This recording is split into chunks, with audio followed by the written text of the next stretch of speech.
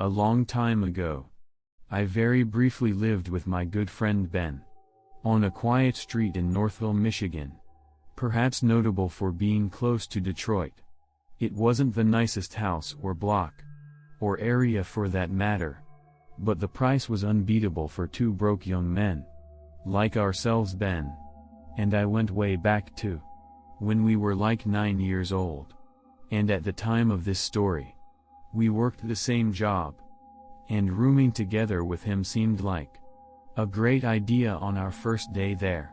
We quickly figured out that the creepy-looking house across the street with the overgrown grass and bushes was abandoned, as were a lot of the houses around the area. In fact, something we somehow hadn't noticed before: there was even graffiti next to one of the front windows, and on the fence our neighbors on one side seemed like creeps, and we didn't even want to approach them. The neighbor on the other side was an older dude, a very interesting hippie-ish kind of guy. His name was Marv. He had long gray hair with a matching long gray beard. He seemed friendly at first, I guess, but also very weird and hard to talk to. We spoke with him on our second day there. After work he told us the place had been abandoned for as long as he could remember. That night, with the sun almost set, while we were sitting on the front stoop smoking, I looked to the house across the street and felt a little tingle in my stomach. Out of shock, I stood up, threw my cigarette onto the floor, and crushed it. Ben looked at me confused, and I pointed to the window across the street. I was pointing at a face, which I saw staring at me through the lone upstairs window of the house. Do you see that there's someone at that window? Ben looked at the window immediately, but I saw the person move their head away before he could see it. It's weird. I explained to Ben that I didn't even know if it was a male or female, old or young. The glass was just too foggy. All I knew was that I saw the eyes, and they were staring at us. Ben told me I was legitimately creeping him out. He believed me.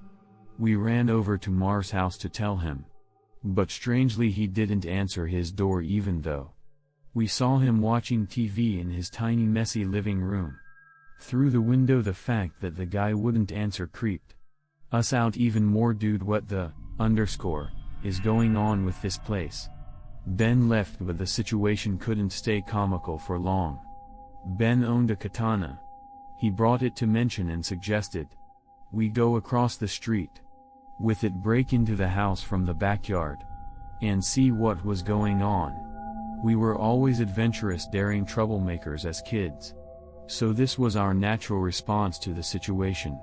When it got dark, we went across the street. The backyard broke off, the board holding the back door shut, and entered the house. We both had heavy-duty flashlights with us to light up basically any room we were in. The house was dusty, decrepit, but surprisingly seemed to remain untouched from the inside. No graffiti or signs of vandalism anywhere. Still, the place was disturbingly creepy, and we immediately joked that we should get the underscore out of there. But we pressed on. The first floor was pathetically small, like our own, a kitchen, a tiny living room, and a dining room. There was no basement, and one closet. The first floor was clear. We both agreed to check the upstairs. We tiptoed over to the stairs, and Ben out of nowhere screamed, "Is anybody up there, dude? Why the underscore would you do that?" I said quietly. Then we both froze in fear when we heard rapid stomping suddenly appear from above us. It was someone heavy, and it sounded like they were running over to the stairway. I literally felt like my heart stopped. Ben, the one with the katana, was the first to flee, grabbing my arm and tugging me with him. We went out the way we entered and ran back to the house, where we saw Marv just standing by his window watching us. We didn't know what to do. He just intently stared at us as we froze to catch our breath in front of the house. We went inside, decided not to call the police, and moved out literally the next day. We explained to the landlord that the location was just too inconvenient for us, and we needed to leave ASAP. We drove away from that house, and never looked back. Alright. So there are a couple of abandoned dorms on my college campus. They were shut down like 15 years ago. Because of I don't really know why anyway they're abandoned. It's rumored that they'll be renovated at some point, but that'll probably never happen naturally. It's also rumored that they're haunted. The school has the windows boarded up to prevent students from going in there. Because I fancy myself an urban explorer who isn't afraid of getting into any trouble, I decided about a week ago that I was going to break in and take a look around. Cut to last night. I didn't really have a plan per se other than wear black and avoid getting caught. Security on campus has been tightened recently, but I didn't have any issues getting in unseen. I'll spare you the details, but basically you'd be surprised what you could do with a crowbar and some vandalism. I ended up crawling in through a first-floor window. I found myself in an empty dorm room, illuminated only by my phone's flashlight. Now one of the rumors is that the basement is haunted, so that's where I decided to go first. At the time, I thought I was some ballsy explorer, but I can't even express how thoroughly scared shitless I was. This building was dark, old, and smelled weird, and I thought that at any moment something would come around the corner and tear me apart. It didn't help that my phone battery was being sucked dry by the flashlight app, so I was forced to use it very conservatively, for it is not my forte anyway. The basement, there wasn't any alleged faceless man ghost, or at least not that I saw. But this is where starts to get weird. Let me just set the scene. I very carefully descend the stairs. I open the door at the bottom and step into a room, a completely normal room, although a little colder and with a stickier floor than I would have preferred, but otherwise completely normal. I swept my flashlight across the opposite wall, and there was another door, probably just a laundry room. I thought I'll go in there and take a look around, and then get out of here before I piss myself. And then I could brag to my friends that I explored the basement of one of the abandoned dorms. But it wasn't the laundry room. I opened the door to a sea of red on the floor. There was a drain in the middle of the room, but it seemed to be clogged with various organic materials. Shiny red organic materials. I caught a glimpse of a black pentagon-like thing on the ceiling. And then I ran up the stairs, down the hall, and out of the window. I busted earlier. I didn't stop running until I got back to my dorm. I laid in bed wide awake, absolutely terrified. I managed to fall asleep sometime after my roommate left for class. I got up around 11 o'clock. I found a piece of paper that had been slipped under the door. Did you like what you saw? It was written in bright red ink. It's got to be someone just with me. But damn, they're good at it. Because this legitimately creeped me out. I'm 16 years old and currently live next to a vacant house. Barely even a vacant house, more like abandoned.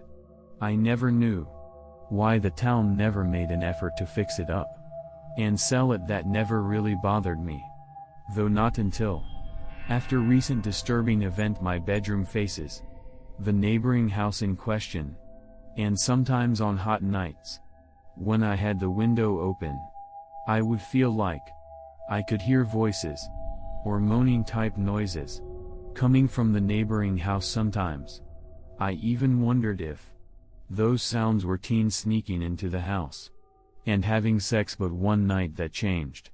It was a Thursday night in July. I was on my bed playing video games home alone when I muted the TV, thinking I heard something from outside. I went to my window and literally gasped when I heard a brief scream coming from inside the abandoned house. It wasn't drawn out at all, it only lasted about maybe a second.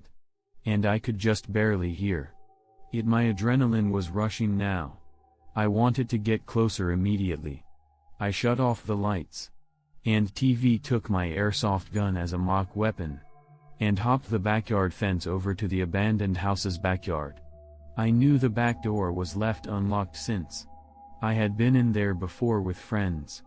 I simply opened the back sliding door quietly and crept inside, just a bit to listen for any more sounds.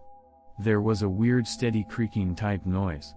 It was very low, but it was evident.